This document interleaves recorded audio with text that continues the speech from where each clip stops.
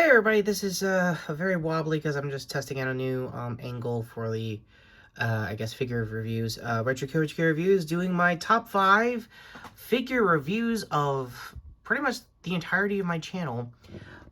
Because, as you can see here on the banner, I just got over 500 subs, so this is my 500 subs later video, and wow, I am very wobbly as a gif in the back than I thought.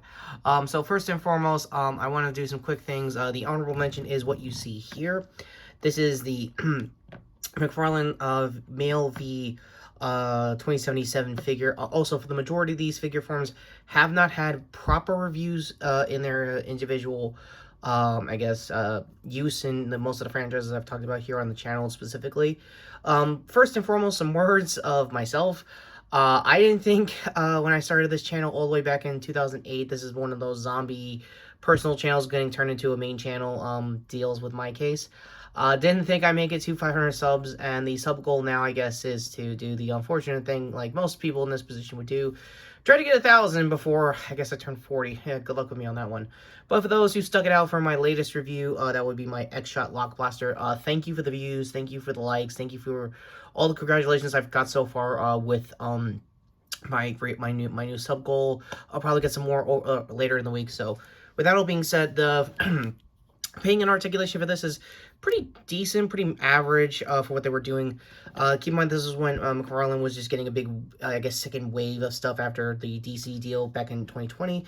And yeah, for most of the attachments, V was worst when playing myself as human form me. Was pretty decent stuff, nothing really crazy to write home about. Pretty much any weapon you've seen, I've borrowed off of other figures, like most figure reviewers tend to do, so I won't dwell on that anymore about McFarlane's stuff. Dude, what now? Retro, he's coming. Tell McFarlane for a cover excuse? No, not that. Midnighter, he's coming, and he wants you for a thing. What thing exactly? I don't know, maybe like the Continental review? Oh, that Peacock show? Fine, whatever. But you saw this coming? No, not really. You should. He's like Batman, but if he had better prep time. I know the myths and rumors and his lore. Wait, you know his lore? What the fuck, Retro? Oh, by the way, sorry everybody. Hello. This is Grifter here, and still waiting on my Wildcats run to end pretty soon. We'll talk to you later. Oh, no, seriously. Yeah. Happy 500 subs. Seriously. Thanks. Cole, where's the rest of the Bat family? I don't know, getting ready for New York Comic Con like usual. Figures. It was so... It took them, I don't know, a year and a half to finally get the Batman trick going. Not really! Yeah, I can see. So, yeah, there won't be as many skits to this. Since I got V here, I did want to do my quick thoughts on Cyberpunk Phantom Liberty. I think it's a pretty good expansion for $30. You're getting exactly what you're getting. It's still half the cost of the original base game, so take that as you will. I know... it's got some decent success, and that there is a live-action show or movie along the way. Idris Elba's Reed was pretty cool. I won't get too into it. I'll try to make an individual review for it later. I'm still processing with my V that I went through that experience. It was my final build. I think it was the corporal one, so I'll get more into it probably, I don't know, next month. So with that all said, let's get to the proper top 5 themselves. Coming in at number 4...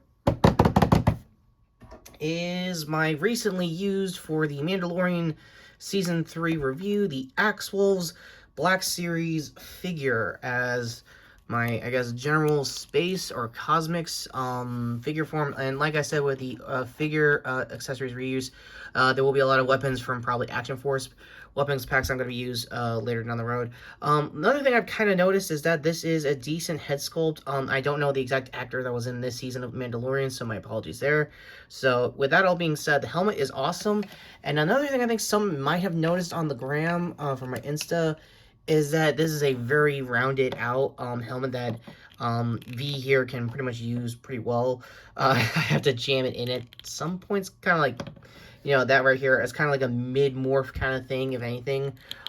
It doesn't have the most potential to look like more or less a Kamen Rider figure form, but the PVC plastic on this is very PVC and very soft goods kind of material, so not bad there for what is supposed to be Mandalorian armor metal, if anything else.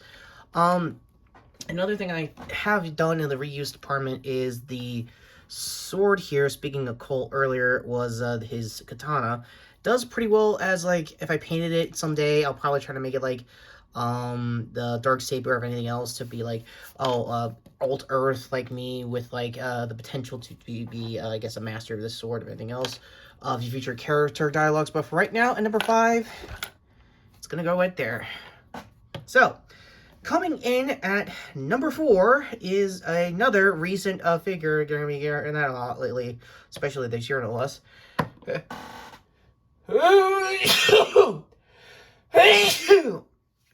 Yeah, I can tell I'm doing this live. Sorry for the sneeze. That being said, this is the Phoenix Ranger Chem Masters Street Fighter collab. I already did a full review of this. Again, a few of them will have reviews.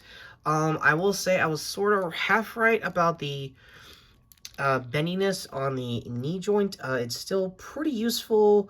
It does get loose at times, especially when you leave it in a pose for quite a long time. So it's coming in at number 4, mainly because I'm probably, this is a big spoiler for those who haven't seen my Cosmic Fury review at the time of this recording, I'm probably going to be using this as my figure form for my final thoughts on Cosmic Fury. And another thing that makes it figure form potential is the wobble, like how much I can like manipulate the voice and everything, kind of like what you guys see here. The more I start play acting like it, the more I'm starting to get the vibe that he's going to be, you know, figure form material. So there he is at number 4.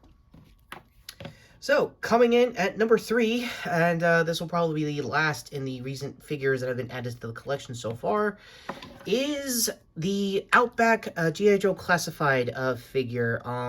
Mainly for story purposes, I kind of wanted to make him future me, going to some like long time forever war, and going to the figure reuse department as far as accessories go.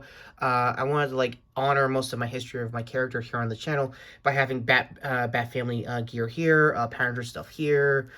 I want to try to like see if there's like a custom in the, I guess, figure custom guy on like Thingiverse or whatever, to have like a DX kind of like Kamen toy belt to be a belt buckle here, or Master Morpher buckle here. Speaking of, I will probably be the last of many channels that will probably say this.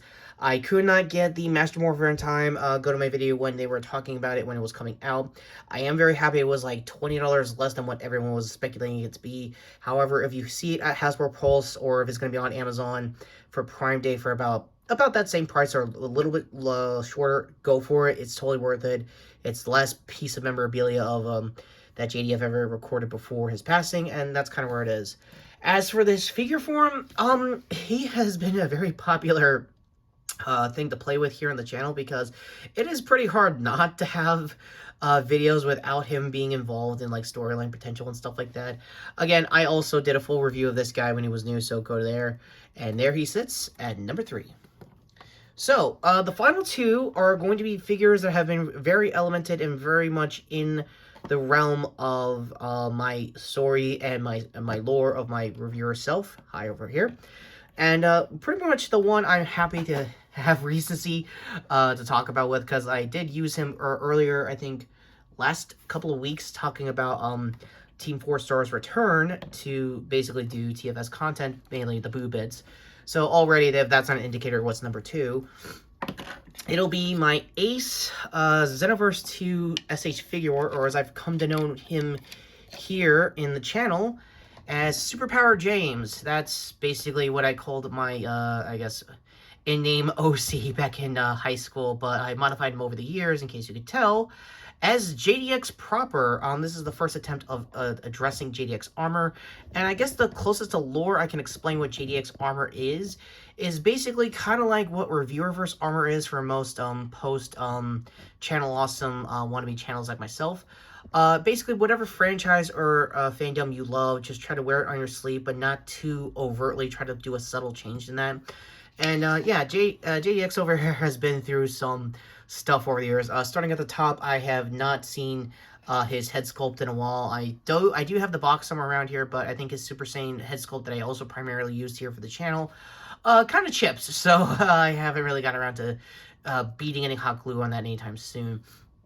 The rest of the figure, though, is still pretty good for SH Figure Arts articulation, especially for their anime characters. It is still very versatile. Like, All the hip joints are still about the same. The big change, in case you tell within recent weeks, is that I've been trying to use the DC stand as like his permanent kind of flight post stand as a good way to tribute that time here for the channel. And yeah, here it sits at number 2. I have to put over here because I don't have room. Very important for my channel, in case you can tell. So, the last figure in my top 5 figure forms I've ever used here on the channel is the OG. For those who don't know, it is pretty much as the name implies.